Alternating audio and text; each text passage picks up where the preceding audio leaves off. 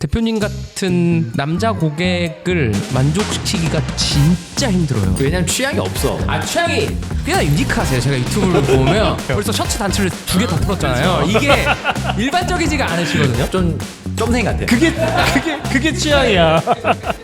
네, 안녕하세요. 양재혁 회사입니다. 네, 김기현입니다. 오늘은 권액회사가 아니라 저희가 다른 분을 한번 모셔왔습니다. 제가 사실 이게 저희 자랑을 하고 싶을 때가 있거든요. 회계법인을 하면 그 자랑이 뭐냐면 우리 매출 얼마 달성해서 사실 이것보다는 우리가 그 회사 고객사야, 우리가 그 회사랑 일하고 있어. 사실 이게 저희한테는 굉장히 큰 자랑거리예요. 실제로 업무할 때도 많이 도움이 되고. 근데 이제 아무래도 이렇게 막 대놓고 어디 가서 우리 누구랑 일한다라고 할 수는 없잖아요. 그건 좀 이상하고. 오늘 하기 좋네요, 자랑. 저희가 이번에 한번 시원하게 네네. 한번 자랑할 수 있는 기회가 된 것 같아서 그 퀴닛이라고, 아마 라포레스라는 회사 이름은 조금 어색하실 거고, 저희가 퀴닛 대표님 한번 모셔봤습니다. 네, 최민 대표님입니다. 네, 반갑습니다. 예, 안녕하세요. 라프레스 최임 대표입니다. 초대해 주셔서 감사합니다. 아, 네네. 영광입니다, 대표님. 그래서 저희가 자랑하고 싶은 회사 중에 하나였습니다. 실제로 이번에 인수 기사 보면서 오? 라는 생각도 하게 됐었고, 오늘 뭐 어쨌든 퀴닛이랑 회사에 대한 소개를 한번 간단하게 해주시고, 그리고 한번 이야기를 이어나가시죠. 제가 이거 원래는 유튜브 거의 출연 안 하는데, 기본적으로 저희가 고객사인데, 고객사가 된 것도 아마 그 채널에서 말하신 것 같은데 브랜딩의 승리 같아요. 이제 계속 스타트업 전문 회계법인 세뇌시키고 있죠. 거의 약간 밑도 끝도 없이 이렇게 계속 외치는데, 생각보다 회계법인 중에 스타트업 전문을 외치는 데가 없으니까, 그래서 제가 그걸 이제 유튜브 초창기부터 보다가 여기 한번 써보자 해서 이제 저희 재무팀에 얘기를 했었고, 그래서 이제 저희가 클라이언트를 하다가, 근데 생각보다 실무자들의 만족도가 엄청 높아요. 따끔한 얘기도 해드릴 수 있는데 방송이니까 따끔한 얘기는 개인적으로. 최근에 딜을 하나 했는데 그런 걸 많이 다루시니까 한번 나가서 얘기를 해보면 또 객관적인 회계사분들의 피드백도 받아보고 싶고, 그래서 이렇게 출연하게 됐습니다. 그러면은 퀴닛 서비스에 대해서 그래도 한번 설명해 주시죠. 네, 저희는 핵심 고객은 한 48세에서 51세 여성분들이고, 그리고 한 달에 한 300만 명 정도가 저희 앱을 방문해 주시고, 그분들을 위한 패션, 뷰티, 잡화, 이제는 뭐 리빙까지 확장하고 있는 뭐 종합 플랫폼이라고 소개할 수 있습니다. 그래서 여기 계신 분들이 거의 고객이 아니셔서 의아한데, 에이블리 지그재그인데 대상만 40대 50대다 라고 생각하시면 훨씬 편하실 거예요. 맞아요. 네네네. 제가 프로필을 한번 쭉 봤어요. 근데 서울대학교 경영학과를 네네. 나오셨더라고요. 네네. 첫 번째 들었던 생각이 뭐였냐면 왜 회계사 준비 안 하셨는지. 네, 아니 근데 보통 나도 서울대 경영 갔으면 회사 준비 안 했을 것 같은데. 1학년 1학기 때 회계 원리를 보통 듣잖아요, 경영하면. 그걸 제가 C를 맞아가지고 그 이후로 거의 회계랑은 내가 잘 안 맞다라고 생각했던 것 같고, 근데 오히려 창업하고 저희가 IFRS 전환을 되게 빨리 했거든요. 한 2년 차부터 준비해서 3년 차에 바로, 그것도 그때 뭣도 모르고 3일을 선택해서 했어요. 그러면서 고생을 너무 많이 했고, 그러면서 회계 원리부터 다시 공부한 것 같고, 네네, 그렇게 된 것 같습니다. 또 이력이 특이했던 게 컴퓨터 공학을 복수 전공하신 거예요? 부전공입니다, 정확하게. 이거는 네네. 이 진짜 독특하신 네. 것 같아요. 그 원래 이제 대학교 입학 때부터 창업하려고 했었고, 근데 창업하려고 할 때 어떤 부전공이 도움이 많이 될까 해서 이제 컴퓨터 공학을 선택했었고, 그 지금은 엄청 많이 도움되는 것 같아요. 초반에 창업할 때 코딩을 저랑 공동대표가 개발자들이랑 같이 많이 했으니까. 대학교 들어갈 때부터 창업 생각하셨으면 회계 원리를 잘 볼 수가 없어요. 눈에 안 들어와. 이거 뭔 회계야. 나 바빠 죽겠는데. 똑똑한 분들이 하는 거라고 생각하고 있으니까, 기본적으로. 오히려 회계 원리가 C이셔서 사업을 잘하시는 것 같고, 사실 대표님이 이제 커리어도 보면 뭐 SKT의 토스 뭐 이렇게 딱 쭉 거치신 거 보면 선택지가 사업을 하시더라도 엄청 많으셨을 것 같거든요. 네, 하필이면 여성 4050 위주에 좀 타겟해서 결정하시는 게 되게 쉬운 결정은 아니셨을 것 같은데, 그때 이 서비스 방향을 이쪽으로 결정하게 되신 계기가 좀 있으세요? 40, 50대 인구가 한국에서 가장 많은 인구 분포예요. 그리고 가장 소비도 많이 하고. 파워도 제일 센 네. 나이대죠. 지금 태어나는 인구가 1년에 20만 명이 좀 안 되는데, 신생아가. 근데 저희 고객이 1년에 100만 명 정도 태어나. 제일 많이 태어난 세대잖아요. 근데 이제 또 순자산이 30대 대비 한 2배 정도 돼요, 50대가. 그치. 제일 뭔가 자산이나 소비 성향도 제일 이제 조금 구매력이 있는 그럼에도 불구하고 플랫폼이나 모바일로 사람들이 시도를 덜 했을 이유는 20대들은 이런 거에 익숙하니까 이제 유입시키기가 좀 쉬울 텐데 반대로 4050 여성분들은 물론 하시는 분들은 또 하시지만 상대적으로 난이도가 높지 않아라고 하는 식상한 질문을 엄청 많이 받으셨을 것 같아요. 그거 엄청 많이 받았는데 그 코로나가 결정적이었던 것 같아요. 그 확실히 2019년 이전에는 모바일 침투율이 되게 낮았는데 2020년 코로나 이후에 기본적으로 다 쿠팡 배민을 써보면서 온라인에서 뭔가를 사는 경험을 40대, 50대, 심지어 60대까지 하게 되고 그러면서 이제 저희가 엄청 빨리 성장할 수 있는 배경이 됐었네요. 그 모바일로 구매하는 경험이 되게 중요하구나. 엄청 중요해요. 엄청 중요한 것 같고 그 한 번 그리고 만족. 딱 그 순환을 한 번 경험하면 그래서 저희 데이트에서 재밌는 것 중에 하나는 한 번 경험한 사람들이 한 3년 정도 지나면 빈도가 늘어요. 한 달에 한 번 구매하던 거를 한 2번, 3번으로 사고 객단가도 늘어요.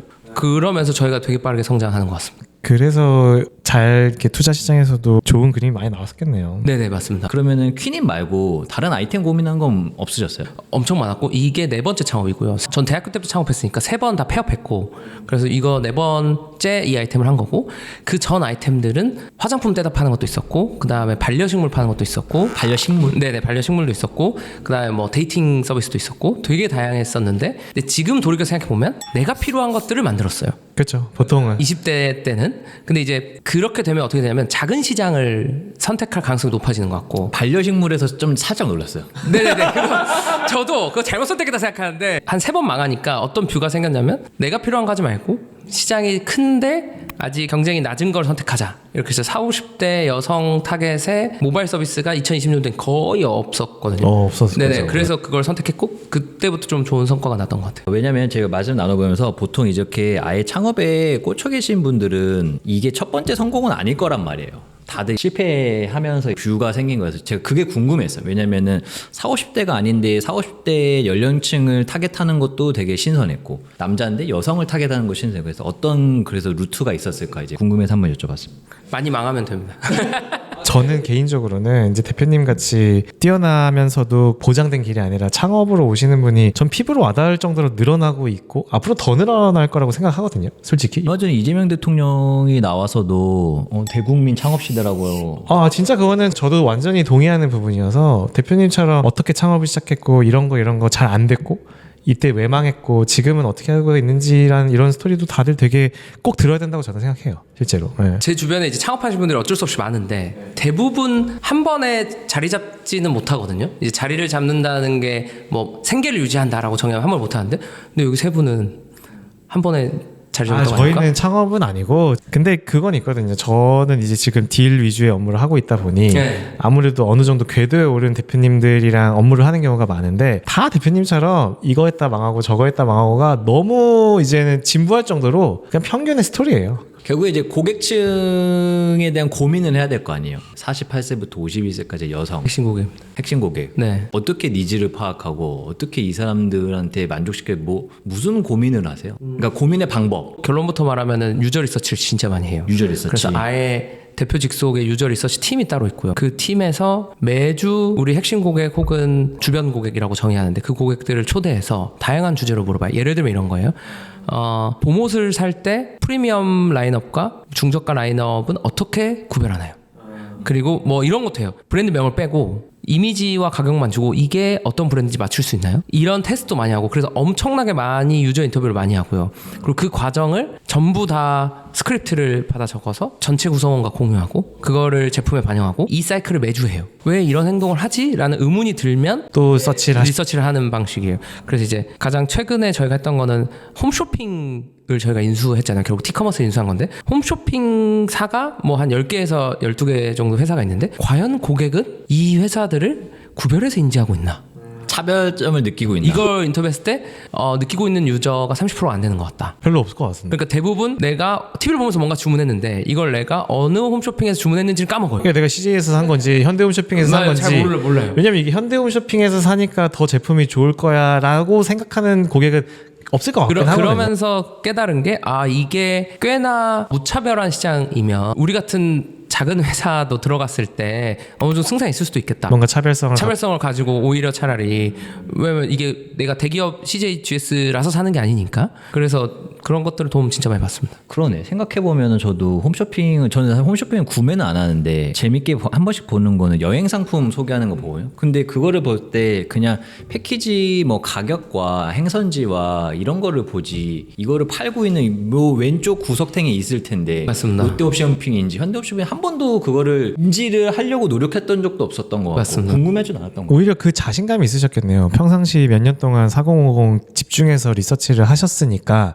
사실 홈쇼핑 주요 구매층이잖아요. 여성분 40대 50대니까 그쪽에서 우리가 해볼 만한 것들이 되게 많겠다라고 생각해서 이제 인수하신 배경이 됐겠네요. 맞습니다. 많은 사람들이 홈쇼핑을 되게 사양 산업이라고 생각하는데 저희가 생각했을 때는 그렇지 않거든요. 왜냐하면 홈쇼핑의 본질은 TV 채널은 아니고 40대 후반부터 60대 초반까지가 홈쇼핑의 메인 고객이라고 봤을 때 그들이 좋아하는 게 뭔지 안다. 그러니까 그들이 좋아하는 상품을 가지고 있다. 이게 예를 들어 보면 이게 되게 신기한 건데 왜 사람들이 쿠팡에서 안 사고 무신사에서 살까? 왜 퀸즈에서 살까?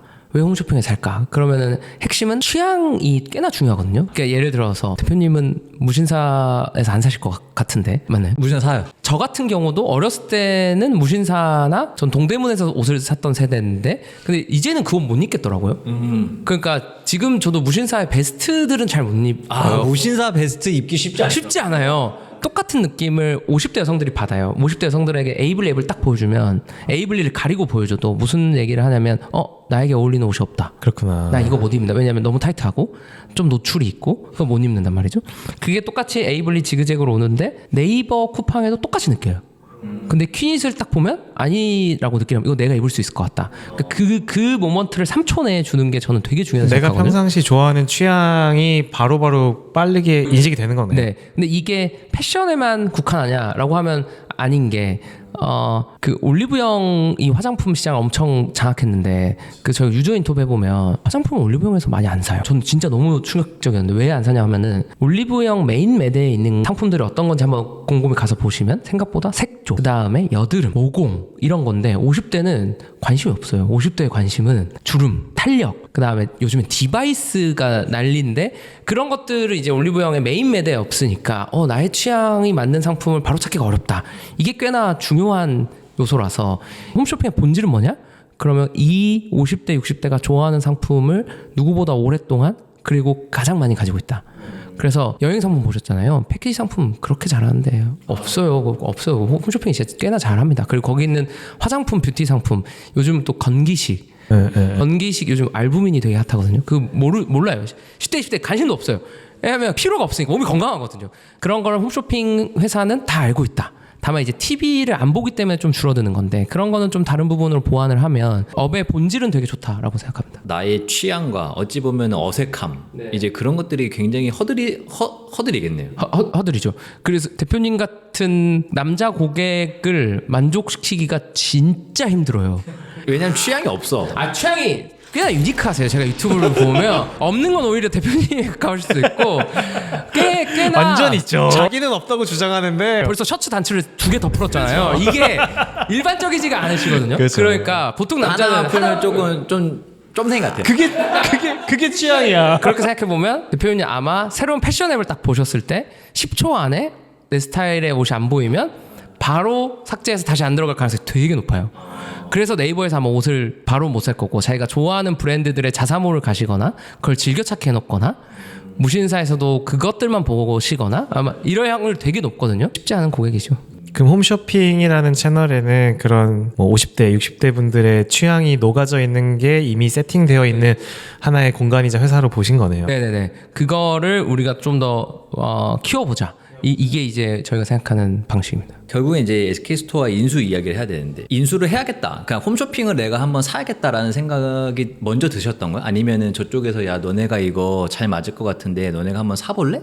인수 제의가 먼저 왔던 거. 맨 처음 홈쇼핑을 사야겠다는 생각은 23년 3월에 했고요. 23년 3월에 저희 주주총회 때 주주들에게 우리 홈쇼핑에 진출해야 될 것 같다. 그렇게 얘기했고 23년 3월부터 계속 다양한 홈쇼핑사와 컨택하다가 이제 SK 랑 처음 미팅한 건 24년 2월입니다. 딜이 클로즈 된 거는 25년 12월이니까 거의 2, 3년 정도 이 딜을 계속 쿠킹했었고 SK 스토어랑만 얘기한 건 아니고 복수의 홈쇼핑사들과 얘기를 하다가 이제 다양한 조건들이 맞는 이제 SK랑 딜을 클로즈하게 됐어요. 그러면은 그냥 이제 퀴닛이 잘 되니까 뭔가 내가 한번 유통 채널을 넓혀봐야겠다라는 이제 생각을 하셨을 거고 거기에 이제 홈쇼핑이라는 게 떠올랐었던. 네네. 고객의 60%가 겹쳐요. 왜냐면 취향에서 출발하셨으면 오히려 다른 유통 채널보다는 홈쇼핑이 더 맞아요. 매칭이 잘 됐었을 것 같고 우리 퀴닛 고객에게 이 상품을 퀴닛에서 안 샀으면 어디서 샀을 것 같냐. 많은 사람들이 CJGS 같은 홈쇼핑 얘기하는 거예요. 그러면 우리랑 꽤나 유저가 겹치는 데가 홈쇼핑 섹터구나. 그러면 저쪽 섹터를 우리가 같이 해야 되는데 너무 규제 사업이라 가지고 라이센스 사업이라서 인수 안 하면 들어가기가 어렵거든요. 그리고 홈쇼핑업의 엄청 큰 장점은 뭐냐면 1시간에 몇 억을 팔 수 있는 유통 플랫폼이 한국에 거기밖에 없어요. 맞아요. 네. 그게 엄청난 파워거든요. 방송 하나에 10억 이상도 팔고 막 이런 거여서 근데 10억 이상을 1시간에 팔 수 있는 데는 쉽지 않죠. 거의 없어요. 거의. 오프라인 온라인 다 합쳐도 거의 없어요. 그러니까 그 채널 파워 때문에 좋은 셀러들이 모이는 거거든요. 그래서 그걸 좀 같이 레버리지 삼아야겠다 이런 생각도 많이 했습니다. 오히려 대표님 입장에서는 아까 말씀해 주신 것처럼 홈쇼핑 채널이 주는 의미가 크지 않았으면 홈쇼핑의 그 라이센스는 있으면서 적당한 포지션에 좀 합리적으로 인수할 수 있는 곳에 대한 검토를 많이 하셨겠네요. 그거 검토를 많이 할 때 크게 두 가지 정도를 봤었는데 첫 번째는 어쨌든 규모가 좀 있어야 돼요. 너무 작은 홈쇼핑사 키우는 쉽지 않을까?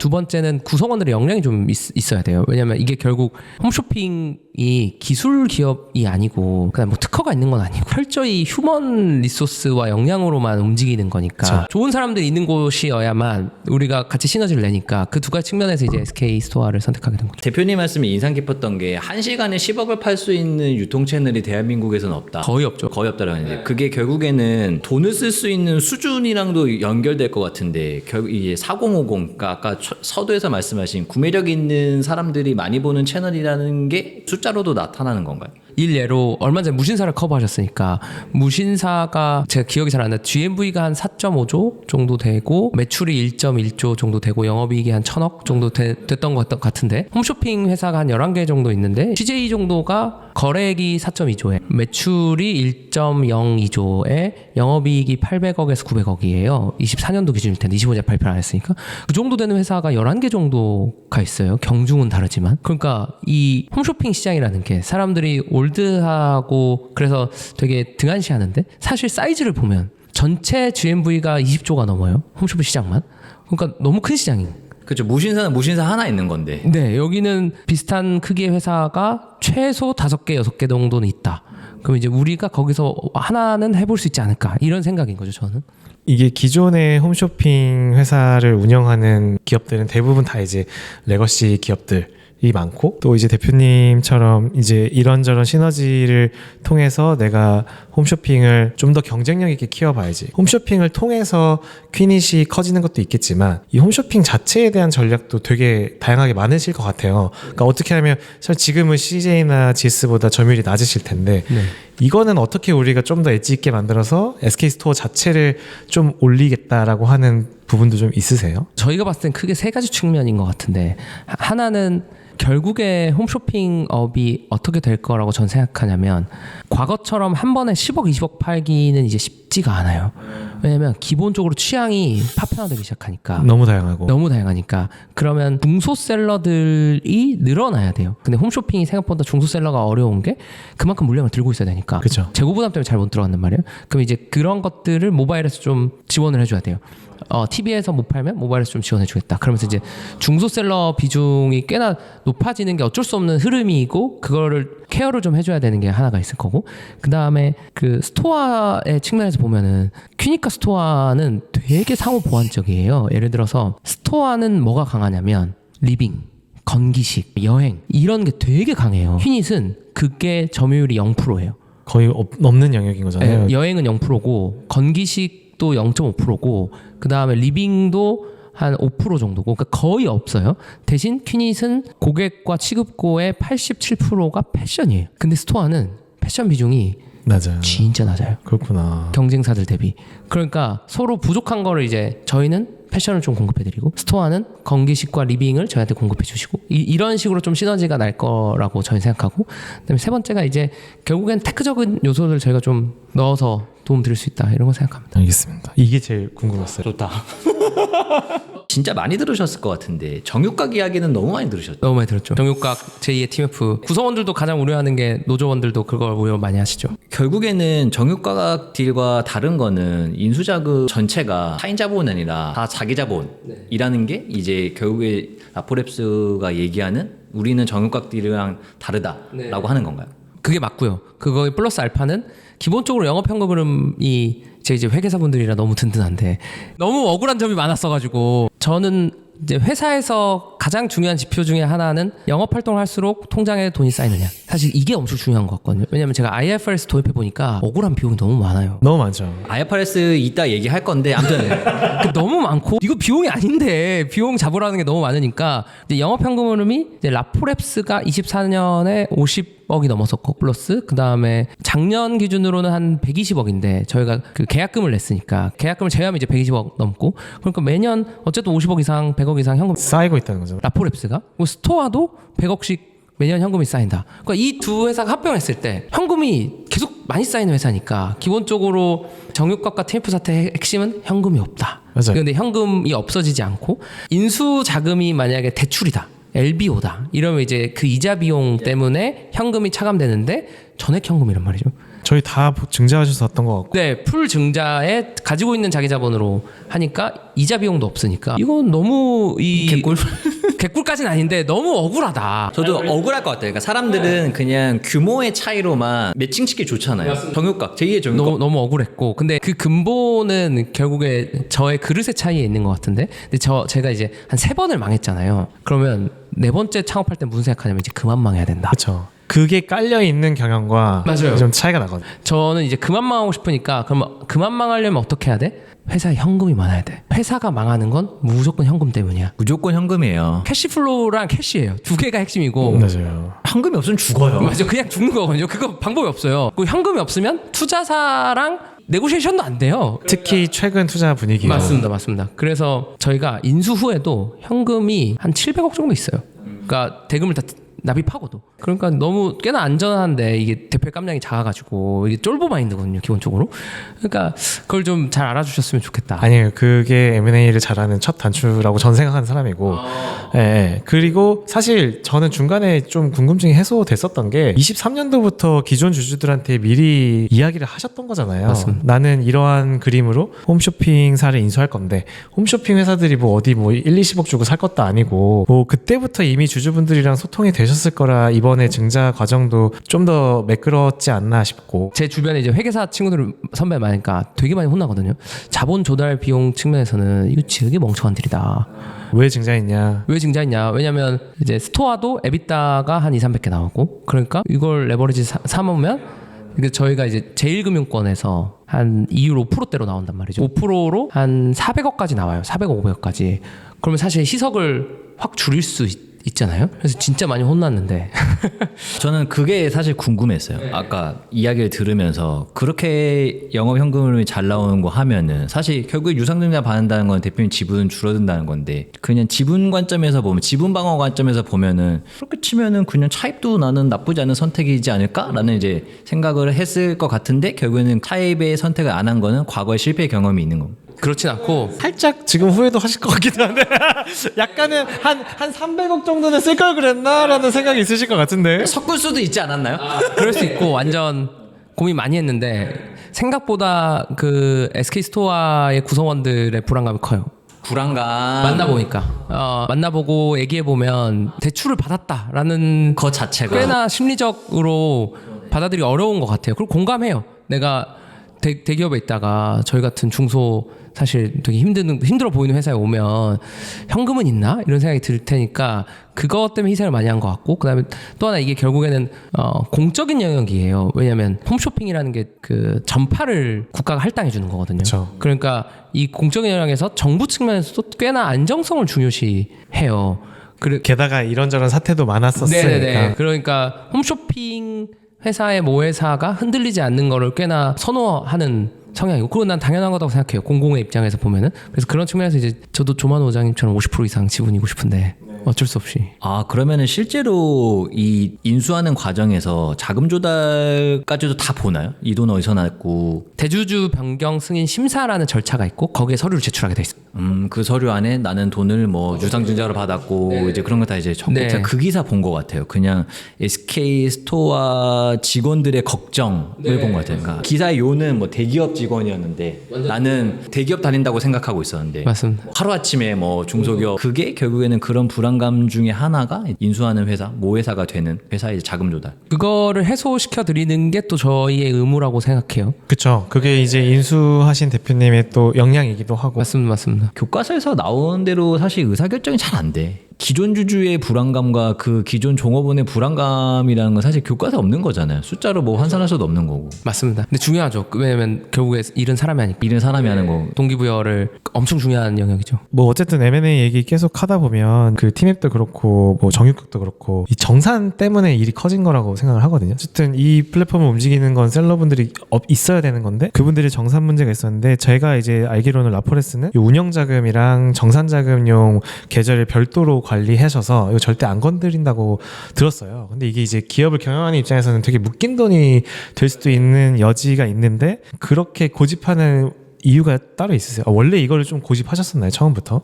창업할 때부터 나눠서 했었고 이거 되게 어려운 거거든요. 탐이 나는 돈인데 이거 있으면 사실 운영자금 엄청 세이브. 그렇죠. 근데 이제 그러다가 막 머릿속에서 희석돼서 뒤죽박죽이 되면 이제 현금 문제가 생기는 거거든요. 대부분 그거 때문에 문제가 생길 거예요. 이게 처음에는 회사가 4명이시니까 제가 회계를 하잖아요. 그러니까 관리가 안 되는 거예요.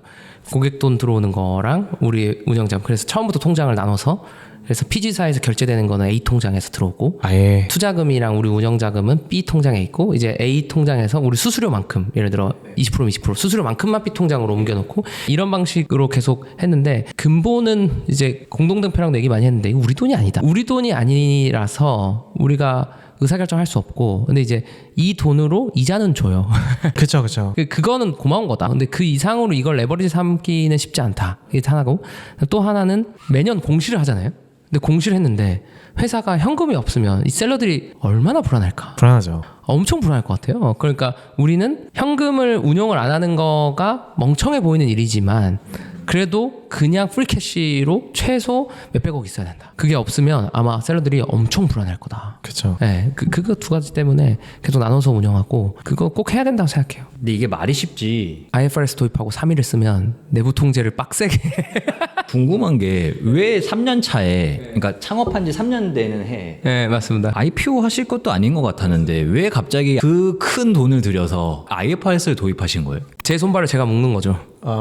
이게 왜냐면 이제 한 3년 차 되니까 회사에 현금이 100억 넘게 쌓이기 시작해요. 그때부터 한 200억 가까이 있었을 거예요. 그러면서 무슨 고민이 드냐면 야 이거 너무 위험하다. 내가 나를 못 믿겠다. 내가 나를 못 믿을 수도 있고 지금은 내가 이렇게 굳건한 마음인데 5년 후 10년 후에 딴 마음을 품을 수도 있고 그다음에 또 하나는 다른 사람들이 우리 회사를 봤을 때 이 재무제표를 믿어줘야 되는데 그 관점에서 IF로 전환을 해야겠다. 내부 통제 측면과 외부에서 봤을 때 객관성을 담보하는 거죠. 근데 그때 제가 실수한 건 3일을 선택한.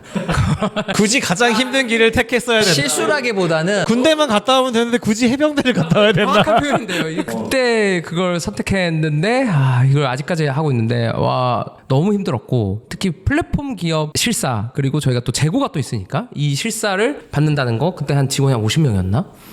너무 힘들었는데 지금은 너무 좋아요. 왜냐하면 지금은 저희는 코스피는 아니더라도 코스닥 상장사 수준의 내부 통제와 재무제표에 대한 크레디빌리티가 갖춰져 회사에서 있어요. 나오는 숫자들에 대한 신뢰도가 대표님부터 좀 높아지신 거잖아요. 엄청 높아지고 그러니까요. 그리고 예. 이번에 투자 라운드 돌면서 느꼈어요. 우리 이거 3일 재무제표예요 라고 하니까 그러면은 실사를 안 할 수도 있지 않을까요? 이런 얘기가 워킹을 어느 정도 해요. 확실히. 왜냐면 그 내부 회계랑 IFRS 하셔서 맞아요. 거기까지 했으니까 단순히 3일이 감사했다는 건 아니고. 맞아요. IFRS 도입했다. 우리 갭 아니다. 그러니까 꽤나 미래에 쓸 비용을 미리 썼다. 근데 추천하지 않습니다. 혹시 이걸 보시고 다른 스타트업 대표님이 저거 멋있어 보이는데 할까? 이거는 진짜 고민 많이 하셔야 되고. 제가 그래서 찾아봤어요. 주주사가 대기업이 있나? 그러니까 보통 이제 대기업 뭐 상장사가 있으면 회계 처리 일치를 시키기 위해서 주주사가 대기업은 또 없어. 그래서 되게 한번 여쭤보고 싶어서 무슨 연유에서 하신 거예요? 네. 실제로 추천하지 않는다라고 말씀하시는데 저도 개인적으로 누가 물어보면 IFRS 도입은 미룰 수 있을 때까지 미루는 게 좋다. 그냥 제 생각을 말씀드리면 정유각 인수나 팀의 사태랑은 아예 결이 다른 것 같아요. 대표님이 나오셔서가 아니라 아마 제가 속으로 나쁜 생각했으면 이 얘기 안 했을 거예요. 안 하면 그만이니까. 근데 이제 대표님이 지금까지 창업 경험하시면서 쌓인 이제 실패 경험, 그래서 현금이 얼마나 중요한지 이미 너무 잘 알고 계신 것 같고, 또 두 회사가 다 현금 흐름이 돌고 있는 회사 간의 합병이어서 사실 이게 무너질 가능성이 저는 낮다고 봐요. 이제 이거 여기서 어떤 시너지를 만드느냐는 대표님의 역량이라고 생각하는데, 그냥 기본적으로 조각이 갖고 있는 특징이 아까 너무 다르다고 하셨었잖아요. 그래서 이쪽은 의류가 없고 이쪽은 뭐 의류가 주로 메인이고, 근데 취향은 같고 맞습니다. 취향이 같은 고객군이 있는 거여서 사실 저 이 딜을 기사만 봤다가 이제 오늘 좀 내막에 대해서 들었는데 그냥 되게 좋은 딜이라고 생각해요. 잘하신 것 같고, 그리고 밸류도 저는 상당히 잘 인수하신 것 같은데? 라는 생각도 개인적으로는 좀 드는데, 정유각 사태 이런 거는 전 개인적으로 없을 거라고 생각합니다. 역시 M&A의 명가 MNP. 이번 딜이 M&A 처음 하신 건가요? 처음입니다. 이 M&A가 한 번 성공하면 이게 중독되거든요. 이게 중독성이 중독성 있나요 이게? 이거 보다 무서워요. 근데 이게 어렵죠. M&A라는 게 어려운데, 만약에, 근데 왜냐면 저는 기본적으로는 좋게 보지만 정말 성공하려면 제 생각에는 아까 이제 HR 여쭤봤던 게, 아무래도 SK 스토어의 임직원분들이랑 어떻게 잘 관계를 형성하면서 그들의 동기부여를 유지시켜주고, 그리고 또 같이 잘 성장하는 건 이건 대표님의 역량이죠. 맞습니다. 근데 만약에 이게 대표님의 역량이 있어서 잘 됐다, 그럼 이게 중독돼요. 그럼 이게 중독되면 짜릿한가? 이게 왜냐면은 이게 엄청나게 많은 과정을 시간과 돈을 이제 세이브하면서 이뤄내는 거여서 한번 이제 맛들이시면 그 얘기 안 한 것 같아요. 팔도각. 팔도감은 결국엔 사공이 좋아하는 게 패션도 있지만 식품도 있어서 먹을 것도 커버리지 하는 거고, 그거에 재밌는 거는 저희는 이런 것 같아요. 50대가 좋아하는 먹을 거랑 10대, 20대가 좋아하는 먹을 거가 달라요. 예를 들어서 지금 저희가 새로 만들어서 잘 되는 게 강냉인데 제로예요. 제로 강냉이에요? 네. 뻥튀기인데 저당이에요. 이런 것들이 10대들은 잘 안 찾는데 이제 50대가 되면 고객들이 무슨 말을 입이 심심하다. 입이 심심해. 벌써 심심하신가요? 근데 이제 옛날에 50대는 건강에 대한 이해도가 좀 부족했는데 지금은 엄청 신경 많이 쓰니까, 그래서 제로, 저당, 근데 그런 게 별로 없어요. 팔도하면 그거를 자체적으로 만들어요. 공장부터 섭외해가지고 그런 거를 엄청 열심히 하고 있어요. 참고로 그게 라포테이블이죠. 네네. 라포테이블이랑 라포랩스 합병자문 우리가 했어. 진심으로 원래 클라이언트였으니까 세무조정으로 시작했잖아요, 저희가. 근데 세무조정은 다른 곳과 큰 차별화를 두기가 쉽지가 않아요, 세무조정이라는 게. 세무조정이라는 게 차별화가 나오기가 진짜 쉽지 않아요. 진짜 쉽지 않아요. 홈쇼핑 같은 거예요. 맞아요. 어디서 저희는 큰 차이를 느꼈냐면, 결국에 저희가 포괄적 주식 교환 방식으로 라포테이블을 흡수합병했단 말이에요. 근데 이거를 어떻게 잘 처리할까가 꽤나 트리키해요. 그리고 거기 임직원들의 주식도 있었으니까 그거에 대한 세금 이슈도 있고 회계 처리도 있고, 그거를 저희가 용역으로 했었는데 거기서의 만족도는 두 가지인데, 하나는 모르겠어요. 너무 빨라요. 이게 얼마나 직원들이 이렇게 뺑뺑 도는지 잘 모르겠는데, 저희가 3일이랑도 일하고 이번에 M&A는 이제 삼정이랑 자문을 했었단 말이에요. 근데 더 빨라.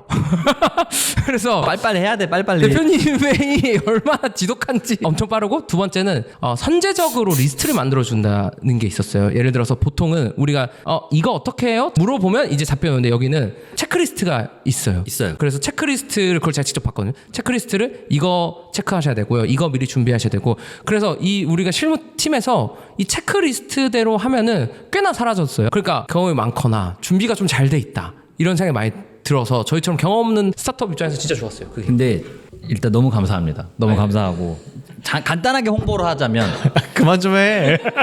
저희 같이 이제 중소회계법인들은 이렇게 막 자회사 뭐 포괄적 주식 교환인지 합병 이런 걸 다뤄본 데가 많이 없어요. 그런 것 같아요. 맞아요. 경험이 없어요. 맞아요. 근데 사실 저희는 경험이 있고 어떻게 그 경험이 많으세요? 여기도 중소회계법인인데? 저희가 어떻게 경험이 많냐라고 하면은 저희가 유독 회계법인 회계사들이 텍스 출신들이 많아요.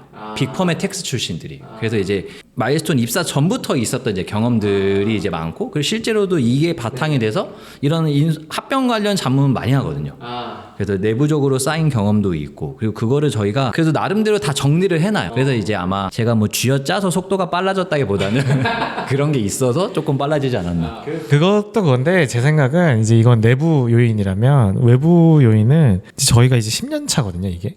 예, 10년 됐는데 어쨌든 저희도 스타트업 전문 회계법인을 할 생각으로 창업할 생각은 0이었어요, 0. 뭐 아예 없었는데 어쩌다 보니 이렇게 됐는데 이제 스타트업 위주로 하다 보니 이제 대표님처럼 좀 전도 유명한 창업가 분들이 실제로 잘 된 케이스들이 계속 나오기 시작하더라고요. 그러니까 뭐 100억 매출도 뭐 정말 사업자 등록하셨다가 상장하셔서 뭐 몇 조 단위까지 가신 대표님도 생기고 M&A까지 가서 몇백억 자산가 되신 분들도 생기니까 이게 그 기업의 성장 과정을 다 옆에서 지켜봤고 그러다 보면 포괄적 주식 교환이 이런 일이 할 일들이 자연스럽게 생겼어요. 따끔한 얘기도 있긴 합니다. 따끔한 얘기 해주십시오. 단가가 싸진 않습니다. 이게 물론 서비스의 퀄리티에 비하면 저렴한데 서비스에 대하면 가성비지만 이제 절대적 가격이 뭐 합리적인 수준입니다. 네. 새겨 듣겠습니다. 다 이야기 해가지고 그냥 오늘 어떠셨는지 설명할 때 회계 용어를 따로 설명 안 해도 바로 이해할 수 있는 사람들 커뮤니케이션 하기 너무 편했고요. 그리고 그거를 어떻게 좀 다른 사람을 잘 이해했으면 좋겠다. 우리가 엄청 무리하는 건 아니다. 이건 마치 내가 강남에 집을 사는데 대출 없이 풀 현금으로 사는 거랑 비슷한 상황인데 심지어 대출이 나와도 임대인 다 들어가 있는. 네, 들어있는 그런 느낌이라서 뭐 그런 편에서 되게 편했던 것 같습니다. 그래서 잘 이끌어주셔서 감사하게 생각합니다. 저는 뭐 다 진심이었습니다. 그리고 저도 제가 너무 재밌었어요. 제일 들었을 때 인상 깊었던 거는 고객 인터뷰를 위클리로 한다는 거. 그게 진짜 중요한 거예요. 그거를 들어야지 내가 잘하고 있는 거, 못하고 있는 거 업데이트를 해나간다는데 그게 제가 조금 반성이 됐었고 그리고 마지막으로는 그래도 사실 퀴닛 정도면은 나가서 홍보할 수 있는 채널 되게 많을 텐데 그래서 저희 선택해 주셔서 감사합니다. 빈말이 아니라 진짜 재밌었습니다. 아니, 저 재밌었어요. 앞으로도 이제 퀴닛과 SK스토어 시너지 응원 드리겠습니다. 전 잘 된다고 확신합니다. 네 감사합니다. 네.